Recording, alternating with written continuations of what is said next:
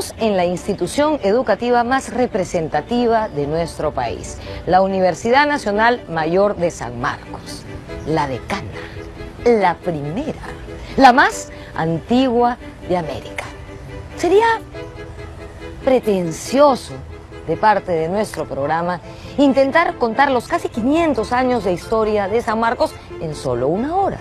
Por eso se nos ocurrió asomarnos a esa historia a través de los locales que ha ocupado la universidad a lo largo del tiempo. La ciudad universitaria, donde me encuentro en este momento, es el último de ellos. Y desde aquí comenzamos el programa.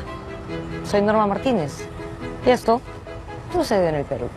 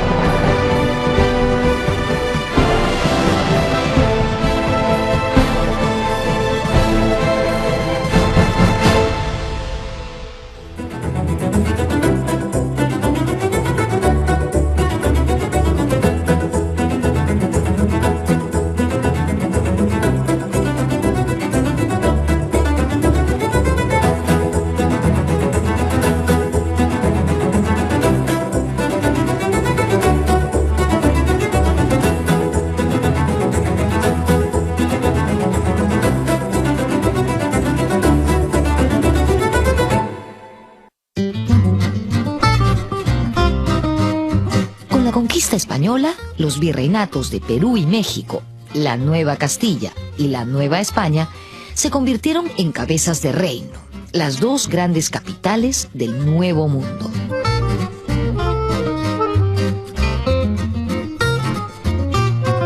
La población que comienza a llegar a la gran capital de Lima ve la necesidad de tener un lugar de enseñanza para sus hijos. Sus hijos en un primer momento tenían que viajar a España y estudiar allá en España o en alguna universidad europea.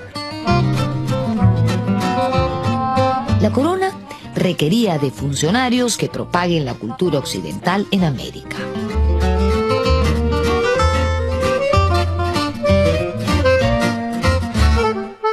Era muy necesario tener una universidad en estas dos grandes capitales, ¿no? Y eso explica por qué también México y Lima tienen las primeras universidades reales del Nuevo Mundo, ¿no?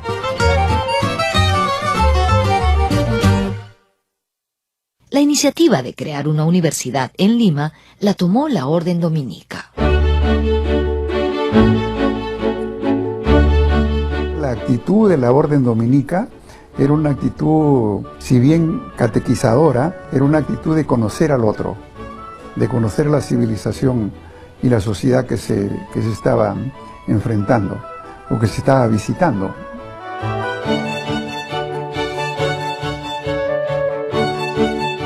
Fue así que el Cabildo de Lima envió a 2 procuradores a España a solicitar mercedes al rey. Los enviados fueron el dominico Fray Tomás de San Martín y Jerónimo de Aliaga, el mismo de la Casa Aliaga, contigua al Palacio de Gobierno.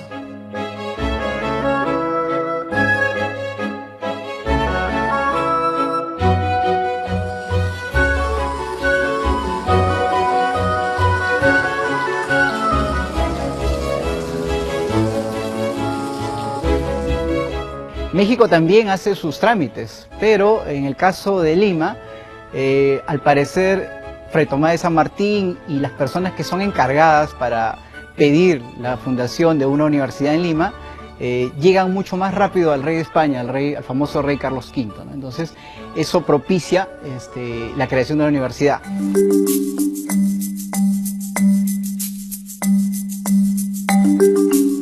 Eso le dio un matiz muy particular a San Marcos, porque era la visión de Bartolomé de las Casas, que Bartolomé de las Casas tenía una visión de apertura frente a lo desconocido y frente a lo diferente.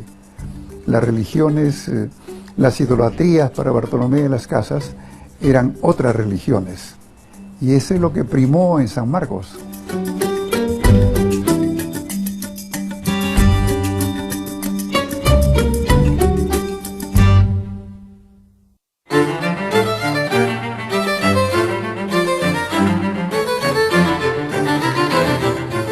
12 de mayo de 1551, los reyes de España, Carlos I y Juana, a la que se le conoce como Juana la Loca, firmaron una real cédula que creaba la primera universidad de nuestro continente, la Universidad de Lima, que después pasaría a llamarse San Marcos.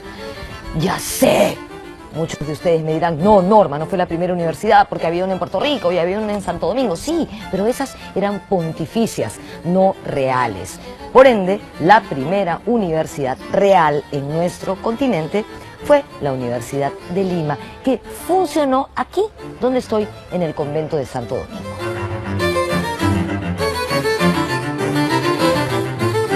Si hablamos de las universidades de Santo Tomás o las universidades de Santiago de la Paz, que también están en la famosa República Dominicana, ¿no?, en la isla de la República Dominicana, son universidades pontificias. Y inclusive en Lima existieron universidades pontificias.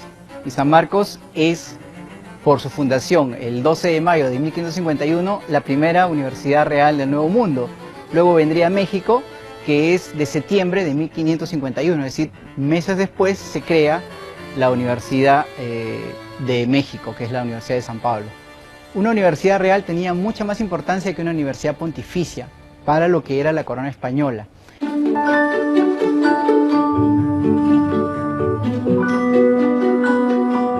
En eso, los conquistadores españoles o los sajones fueron muy distintos a los portugueses o a los franceses. ¿Por qué?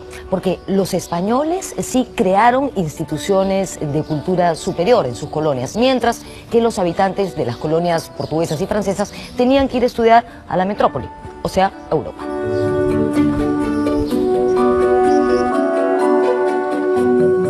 La Universidad de los Reyes, o Lima, que era como se la llamaba, se inauguró a inicios de 1553 en el actual convento de Santo Domingo. Fray Tomás de San Martín, que es quien se entrevista con el rey Carlos V, le sugiere que la universidad se instale en el estudio general de teología que ya tenía Santo Domingo en la ciudad de Lima, porque ya estaban llevando clases ellos. Entonces la necesidad de tener un local nuevo, de prepararlo, adapta fácilmente a un lugar donde ya se estaban llevando las clases.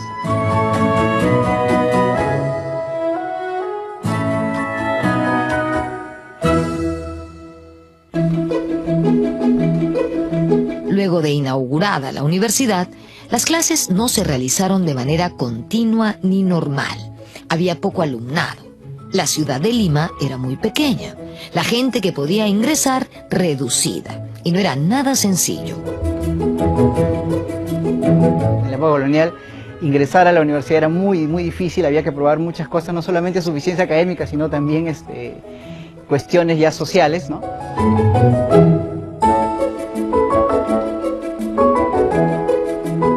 ¿Cómo fue que los dominicos perdieron el control de la universidad?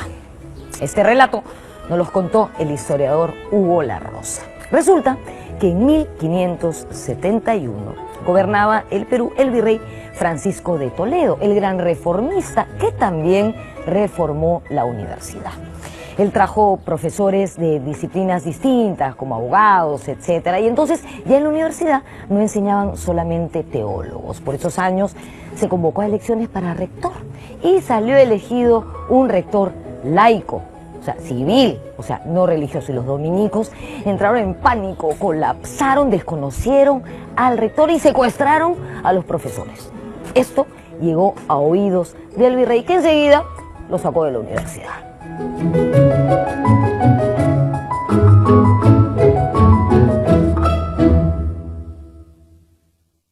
Y esa salida, que se produce en julio de 1571, es prácticamente la despedida de los dominicos dentro de la universidad, porque desde ahí podemos contar la historia laica de la universidad, es decir, la historia civil de la universidad, y ya como una universidad real, a la cual se le va a dar luego un estatuto universitario, un local, rentas, se le va a adjudicar también un nombre, el escudo de armas, todo lo que ya debe tener una universidad como institución, ¿no?, que vamos a ver solo a partir de 1571. Antes de esa fecha no hay una universidad consolidada.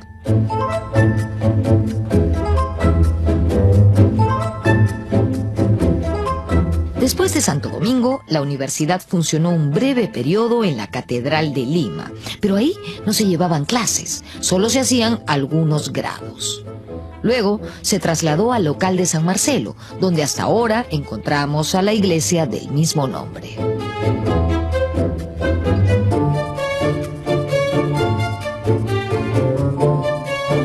Ahora, en San Marcelo, si bien la universidad está 2 años, ocurre algo muy interesante, es la colocación del nombre de la universidad, ¿no? En el año de 1574, en julio, es realizado el sorteo, el famoso sorteo que nos cuenta Ricardo Palma en la tradición que se llama el patronato de San Marcos. Según el ilustre historiador sanmarquino y ferviente investigador de su historia, Miguel Martí Corena, en época de Toledo también se adoptó el segundo escudo de la universidad.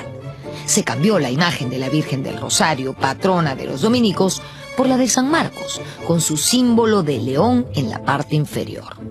En el lado izquierdo aparece el columnario y el plus ultra de Carlos V. En la parte superior, las 3 coronas reales y el lucero del escudo de Lima. Y abajo, la fruta lima, que convierte al escudo en un escudo parlante.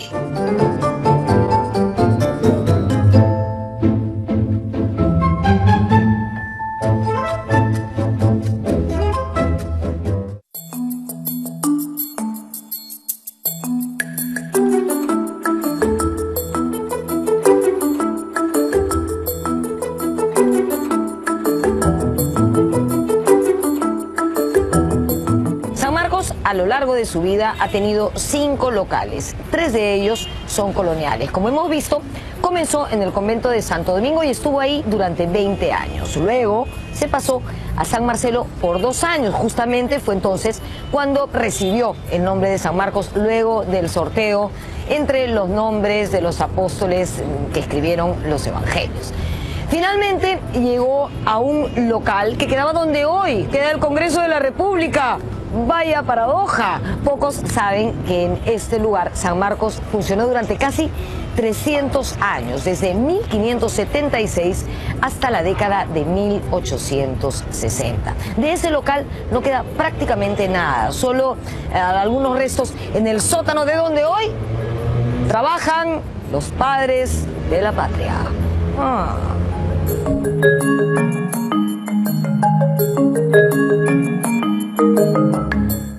Hacia octubre aproximadamente de 1576, San Marcos adquiere el local, el virrey Toledo les permite ya instalarse ahí, comienzan a hacer los arreglos en el local y se oficializa el uso ya con la presencia del virrey Toledo el 25 de abril de 1577.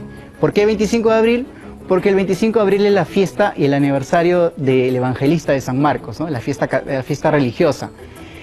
Antiguamente San Marcos no celebraba el 12 de mayo como fiesta de aniversario, sino celebraba la fiesta del evangelista el 25 de abril.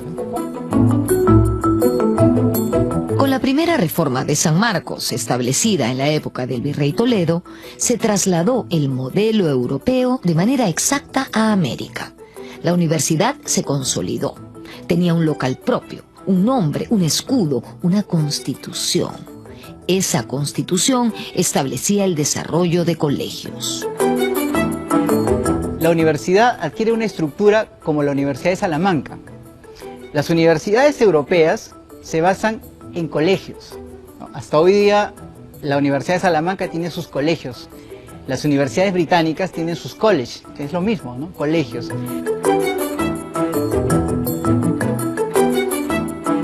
Es así que se crea lo que hasta hoy conocemos como el Colegio Real y más tarde el Colegio de Medicina de San Fernando. Para 1582, con el apoyo jesuita, se crea el Colegio de San Martín. Y en 1592, después de casi 2 décadas de avatares para crear este colegio, se crea el Colegio de San Felipe y San Marcos, que es precisamente el llamado local del Colegio Real, ¿no? Al costado de la universidad, y que va a depender directamente del rector de la universidad.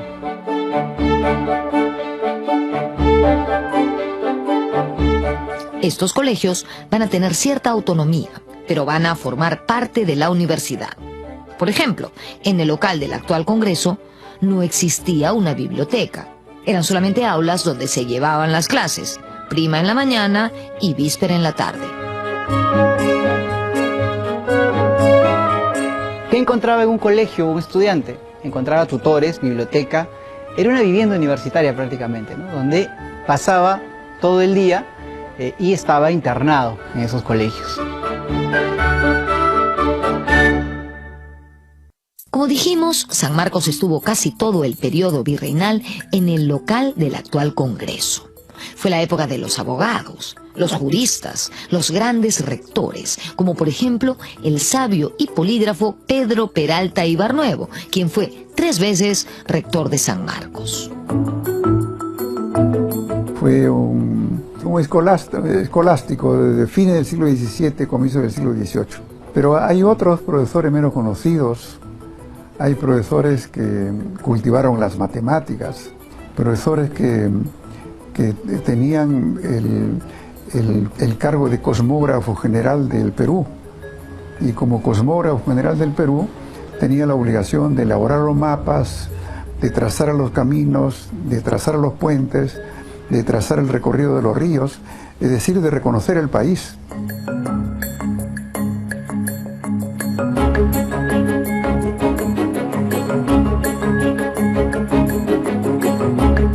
En la segunda mitad del siglo XVIII se produjo el periodo que conocemos como la Ilustración, el periodo de la razón.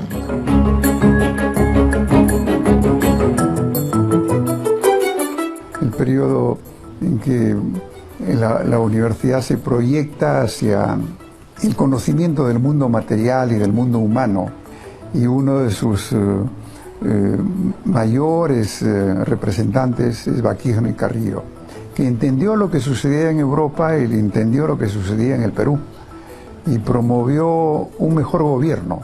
El buen gobierno da legitimidad a los gobernantes y eso es parte de las luces de la Ilustración. Y San Marcos tiene allí un papel interesante a partir de estos discursos de algunos de los criollos.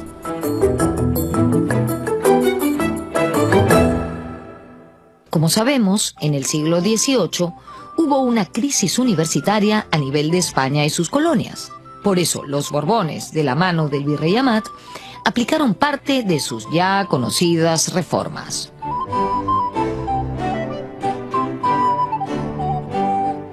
Es ahí donde se van a intentar reformar la universidad, intentar reformar los colegios. La expulsión de los jesuitas, por ejemplo, deja sin vida al Colegio de San Martín, y el Colegio de San Felipe posteriormente también termina sus días al crearse el Convictorio de San Carlos.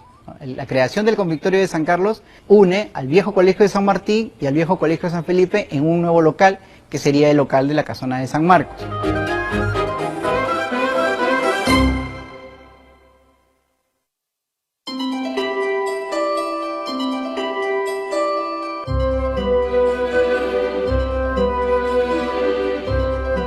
Estoy en la Facultad de Medicina de San Fernando, en la emblemática Facultad de Medicina de la Universidad de San Marcos. Esta facultad tiene su antecedente en el Real Colegio de Medicina de San Fernando, fundado en 1811, gracias al esfuerzo del sabio Hipólito Unanue. Esto ocurrió durante el gobierno del virrey Abascal.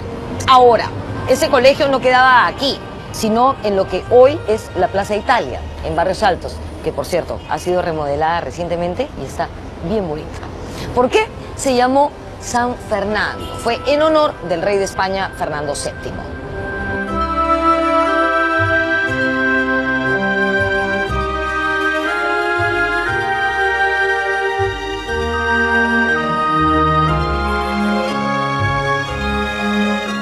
Con la independencia, el Real Colegio de Medicina de San Fernando pasó a llamarse Colegio de la Independencia. En 1856, durante el gobierno de Ramón Castilla, se creó la Facultad de Medicina de San Fernando y recién en el año 1903 comenzó a ocupar este local en la avenida Grau, en el centro de Lima. Uno de los principales gestores y primer decano de la facultad fue Cayetano Heredia. De este modo, Cayetano Heredia e Hipólito Unanue son figuras fundamentales para entender esta historia y para entender la historia de la medicina en el Perú.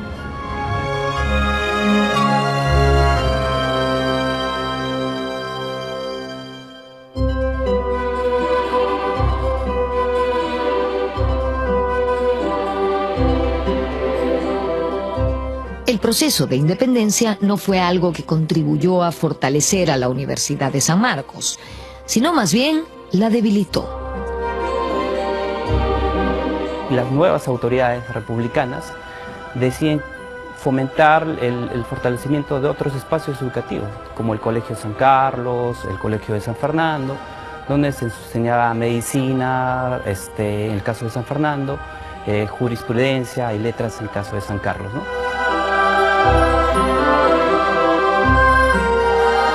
A la llegada de San Martín los acontecimientos de la independencia originan que se cree la Biblioteca Nacional del Perú. Y no se les ocurre mejor idea que quitarle la biblioteca a la Universidad de San Marcos y dársela para crear la biblioteca pública, que vendría a ser la Biblioteca Nacional. Entonces, al inicio ya de nuestra república comienza un desmembramiento de la universidad.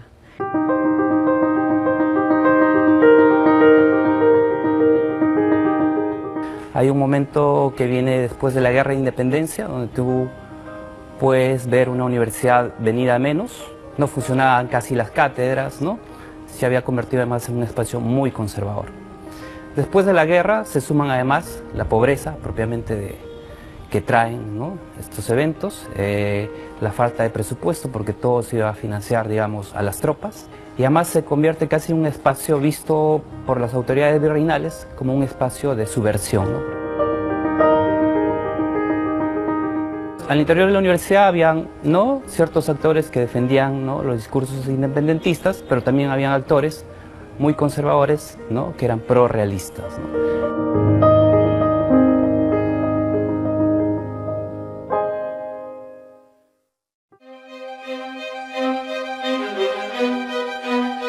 Después de la independencia, la Universidad de San Marcos entró en crisis y comenzó a perder su local poco a poco, que fue paulatinamente siendo ocupado por el Congreso.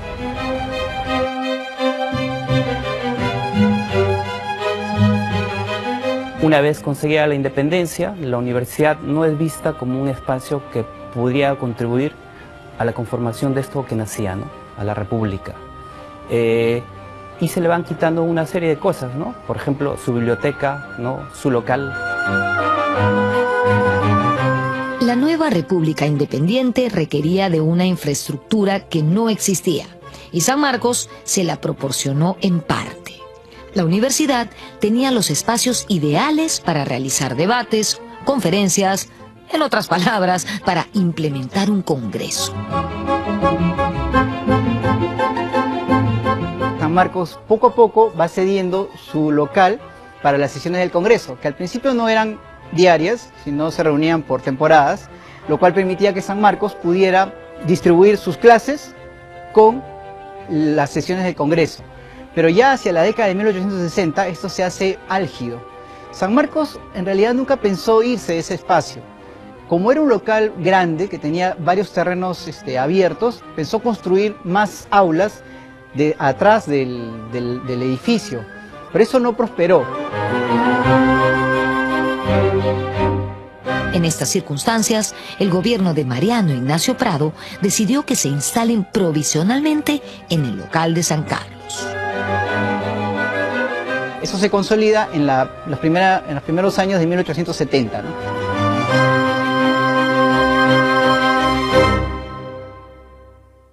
Anteriormente, en la década de 1850, durante el gobierno del mariscal Ramón Castilla, se realizó una importante reforma en la educación superior peruana.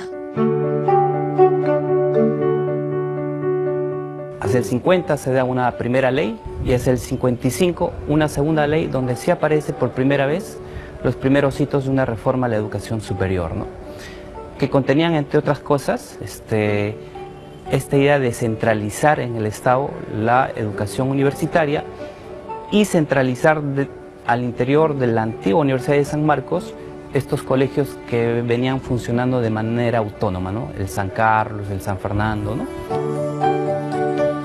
Entonces los colegios comienzan a tener una vida propia, que es reestructurada en el Reglamento de Castilla, en el segundo reglamento de 1850, y en la cual obliga a los colegios a dar origen a las facultades republicanas. San Fernando se convierte en la Facultad de Medicina y San Carlos se convierte en 3 facultades: Derecho, Letras y la Facultad de Ciencias Naturales.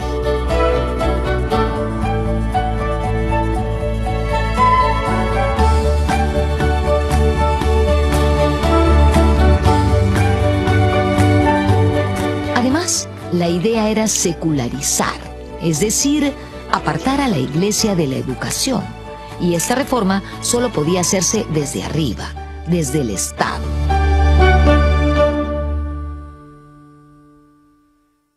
La secularización, como te decía, por un lado, restringir el protagonismo de los militares por otro, pero además apostaban porque los civiles llegaran con cierta preparación a los cargos públicos, ¿no? Será una propuesta muy ambiciosa que va a durar alrededor de 3 décadas, ¿no? Los liberales hacen una lucha interna dentro del Estado, ¿no? Y finalmente logran imponerse, ¿no? En el siglo XIX hay una fecha importante, en 1856 se crea la Facultad de Medicina, y a partir de la fundación de la Facultad de Medicina comienza la historia moderna de San Marcos. 1856 también es el gobierno de Castilla, el gobierno de los liberales, el gobierno de la segunda generación de liberales, que va a modernizar San Marcos.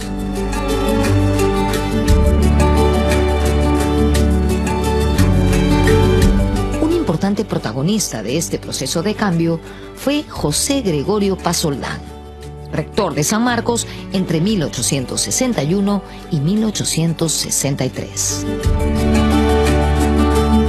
En 1862, cuando inaugura el año escolar en San Marcos, dice: San Marcos era una universidad feudal y colonial, pero a partir de este momento, 1862, San Marcos se abre al mundo, San Marcos se moderniza y se produce una reforma sanmarquina, donde lo que se va a enseñar son las ciencias modernas.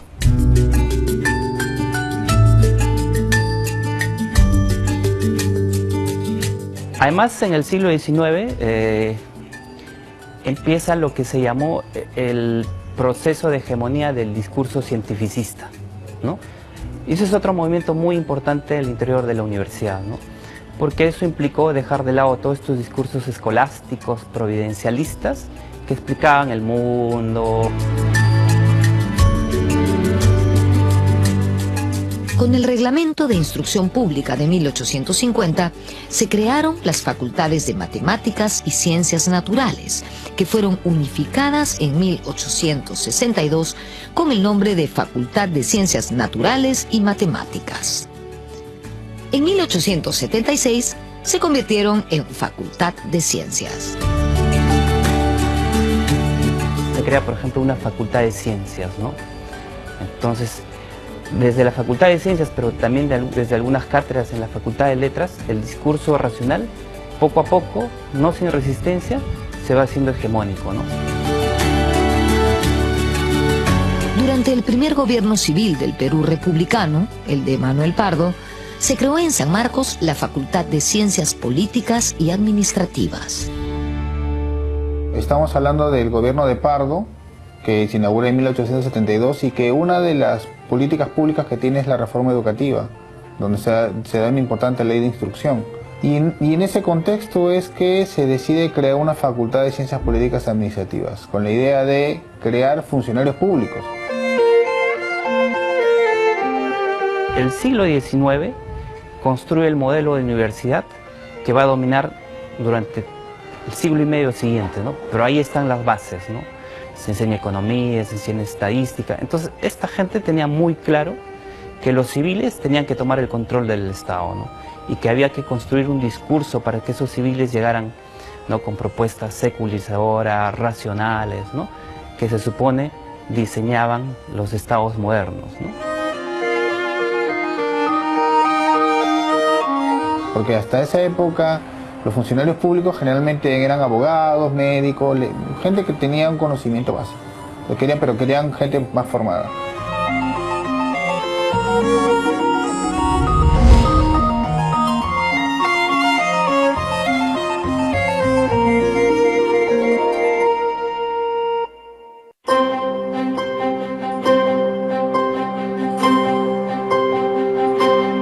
La historia de la Casona de San Marcos se inicia con la fundación de un noviciado jesuita en 1606. Los jesuitas tuvieron un lugar de adiestramiento para jóvenes que luego serían sacerdotes de esa orden.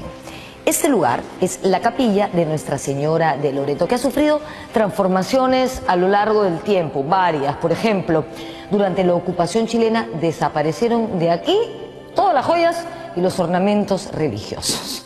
Desde la época del convictorio de San Carlos y más tarde, cuando fue esta casona, la Universidad de San Marcos, este fue el Salón de Grados de Letras.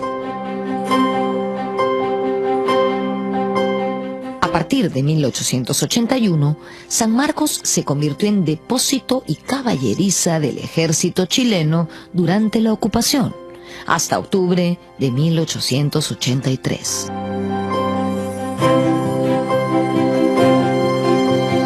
Los chilenos toman los cuarteles y toman instituciones públicas como la San Marcos, ¿no? Algunos profesores dieron clases, se sabe de ellos, en sus casas, ya sin cobrar.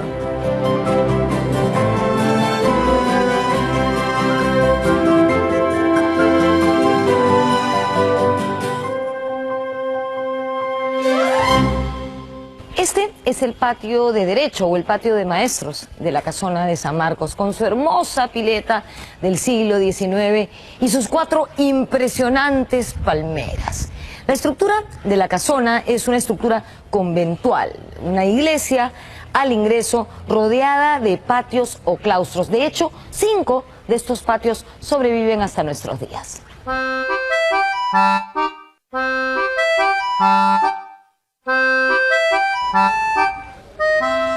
En este patio se reunían los brillantes estudiantes de San Marcos a conversar, a debatir, a intercambiar ideas y sobre todo a escuchar las propuestas de sus líderes estudiantiles.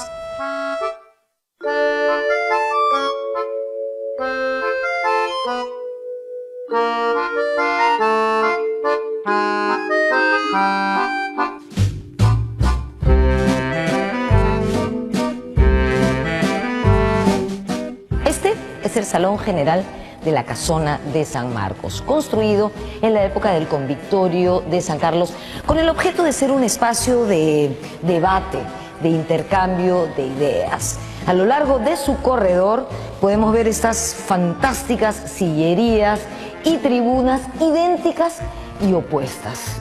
Además, la acústica de este lugar es impresionante. Desde donde uno hable, se escucha perfectamente. Este lugar ha sido escenario de importantes debates, como el de la ley universitaria de 1919, por ejemplo. Lamentablemente, durante la ocupación chilena también sirvió como caballeriza, como otros lugares de nuestra ciudad.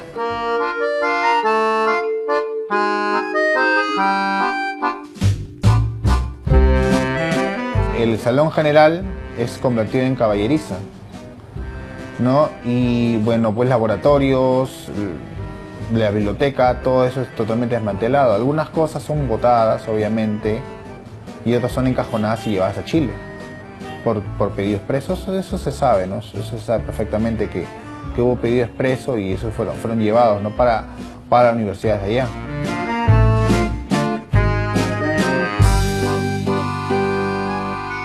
Francisco García Calderón, el presidente de la Magdalena durante la invasión chilena, fue un importante rector de San Marcos en la fase posterior a la guerra. Francisco García Calderón y Landa, por ejemplo, fue uno de los rectores que ocupó el rectorado por 3 veces, entre el siglo XIX y algunos años del siglo XX. Y con él San Marcos recupera recupera su presencia.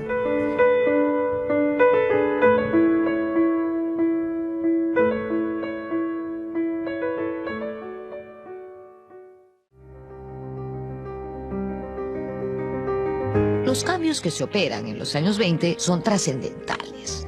La gran reforma universitaria que coincidió con el oncenio de Leguía.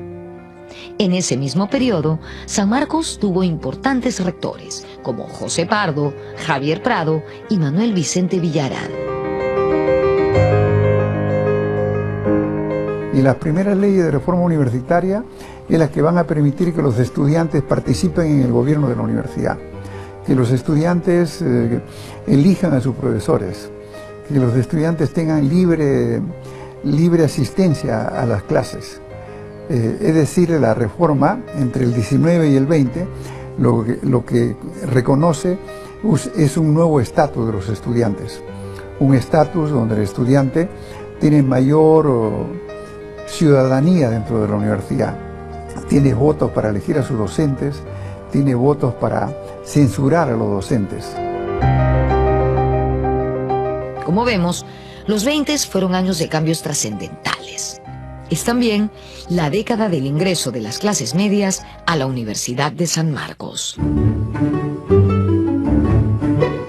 Y los estudiantes típicos de clases medias, si es que se puede utilizar la palabra típico, son Jorge Basadre, que venía de Tacna, Raúl Porra Barrenechea, que venía de Pisco, Julio C. Tello, que venía de Huarochirí, y muchos otros que eran de las clases medias, porque ya se había creado la Universidad Católica en 1917, y la Católica era la universidad alternativa para las clases altas, y San Marcos se convirtió en una universidad de clases medias, y aparece la generación del centenario, que probablemente es una de las grandes generaciones sanmarquinas.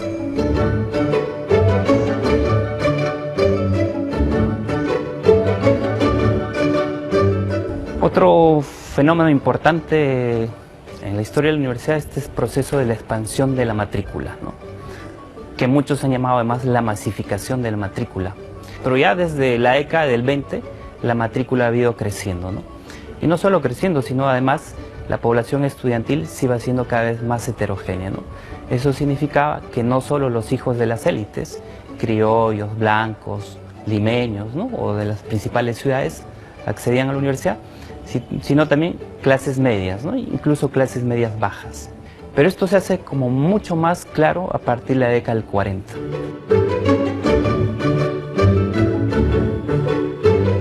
A fines de los años 50, el mapa social de la capital se transformó, y el de San Marcos también.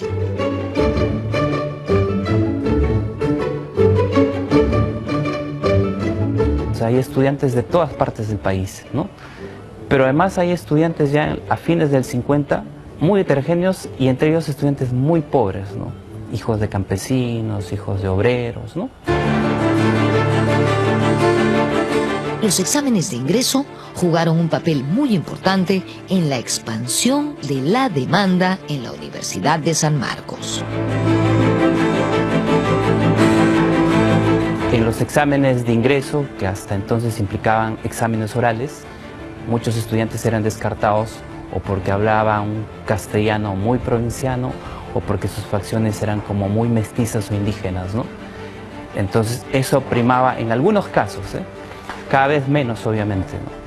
Eso cambia, por supuesto, cuando la expansión de la demanda por acceder a la universidad se hace mayor y estos tipos de exámenes ya no pueden funcionar, ¿no? Hay que apostar por exámenes mucho más masivos, que son estos que conocemos, ¿no? Con tarjeta y digitalizados, ¿no? Entonces, el país cambia de rostro. La ciudad y la universidad también. Las profesiones se van haciendo heterogéneas, se van diversificando. Y hay un momento que todavía persiste ahora, por ejemplo, entre el 50 y 90, donde tú puedes ver con cierta claridad cómo ese mapa social que va adquiriendo la universidad se trasluce, ¿no? O sea, se puede comparar con el mapa de las disciplinas, ¿no? En este sentido. A medicina, por ejemplo, si bien es cierto, podían acceder todos, entraban ciertos sectores, ¿no? Clases medias altas, sobre todo. Y por otro lado, ves a educación, ¿no? Sectores, clases medias bajas, sectores populares, ¿no? Entonces, ese proceso de expansión que en apariencia genera democratización, al interior, no necesariamente resulta así, ¿no? Porque las disciplinas mismas van generando una especie de selección, ¿no? De acuerdo al estatus social de los ingresantes, ¿no?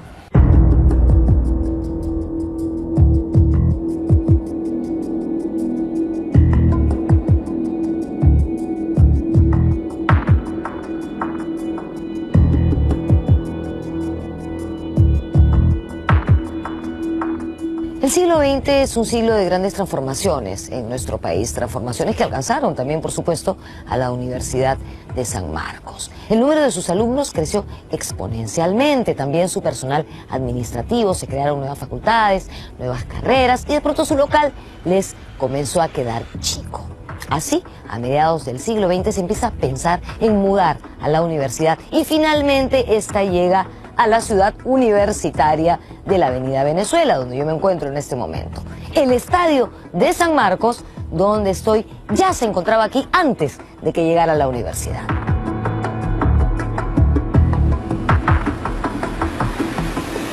Hay que anotar que ya existía el estadio. El estadio era un proyecto que había afrontado el gobierno de Odría para diseñar una villa deportiva. Este proyecto había tenido problemas técnicos por la dimensión de las tribunas en relación al antiguo sitio arqueológico que se encuentra en el lugar. Por lo tanto, el gobierno lo abandona y se lo entrega a San Marcos para que dentro de esa villa construya su campus, ¿no? Si uno analiza la ciudad universitaria se da cuenta que el estadio es un antecedente y que la ciudad crece alrededor, a través de sus edificios, teniendo el estadio como objeto central. El primer proyecto de la ciudad universitaria va desde los años 40, el año 46, en diferentes versiones, hasta el año 53, en el que se obtiene más o menos el proyecto definitivo. Este proyecto empieza a ser construido a través de la Facultad de Letras, que es el primer edificio. Como todos sabemos, los años 70 en San Marcos fueron los años de la politización.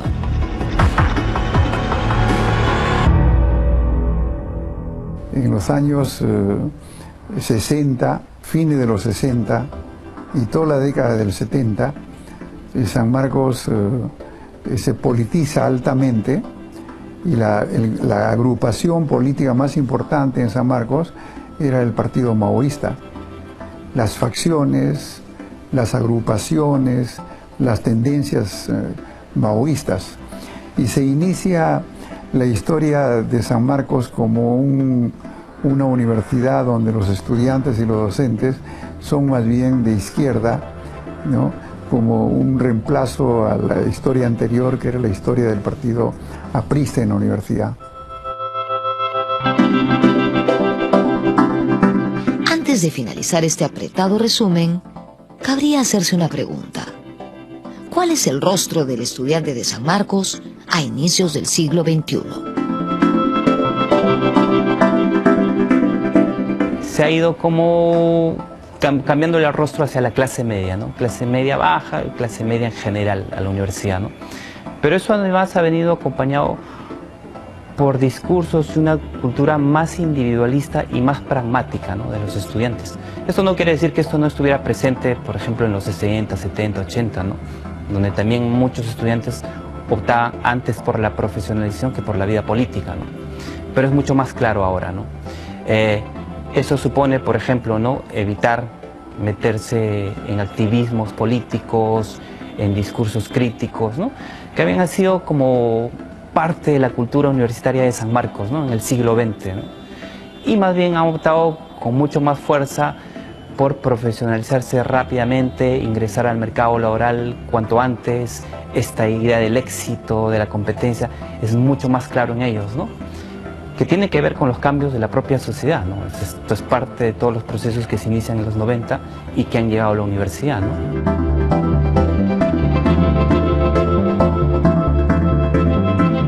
La historia de la Universidad de San Marcos ha acompañado a la de nuestro país desde la época de la colonia. Primero, con una fuerte influencia teológica y más tarde con la diversidad que conocemos hasta el día de hoy, pasando por el desarrollo de las ciencias, las letras, el debate político y también las crisis. De cara al 5º centenario de la Universidad de San Marcos todavía queda, hermanos, muchísimo que hacer. Nos vemos en la próxima.